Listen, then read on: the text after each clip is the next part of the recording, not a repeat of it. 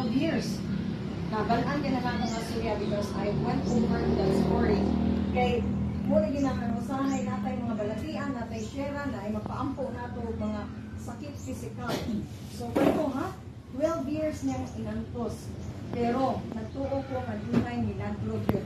Nagdibuhat ang Ginoong Jesus. Meaning, walay kasakit, walay problema nga nabaw pa sa gamhanan sa atong buhi nga Dios. Iyahan ang bantugon. Amen?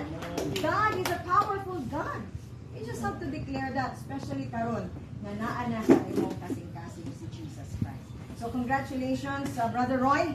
Brother, you're already our brother. And also Sister Celia. We are in the Cecilia. Cecil. We are in one family, body of Christ.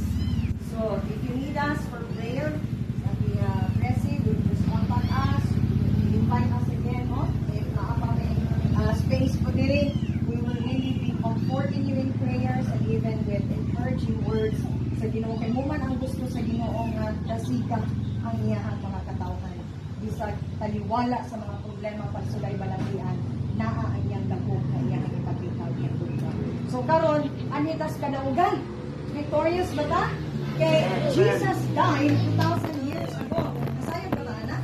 Yes. Jesus died 2,000 years ago. Dili na siya istorya-istorya or kanang ato ng mga nadunggan, but kamatuuran din ka na. But wala naghunong ang iyahang storya dito. After 3 days, kumataw siya. Inana, ipantog niya ang kamatayon aron kita na magkinabuhi na niya. So, be victorious kasi yung una. Ako?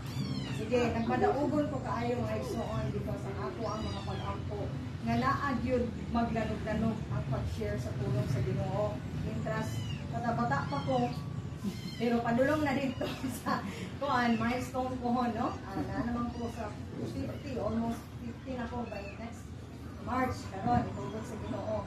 Pero nagdako gyud ko sa Ginoo no as sa simbahan nawala kadali dunay mga pagsulay pero karon ako yung dedicate ang akong kinabuhi nga magserbisyo sa Ginoo kay lamig gyud kaayo mga lagad sa Ginoo maka-share sa pulong sa Ginoo sa. So thank you kaayo man. Ang akong kalipay karon dili ma-describe nga sa una makita ra tika sa Philtown. And it's a privilege to step into somebody superior nga trust ba gisaligan sa maong amo ninyo or tagiya sa Philtown for so many years. And that's really like a very good accomplishment sa inyong life na niagi may karoon sa inyong balay. Kaya ikaw ang kahadlukan dito. Diba? So karon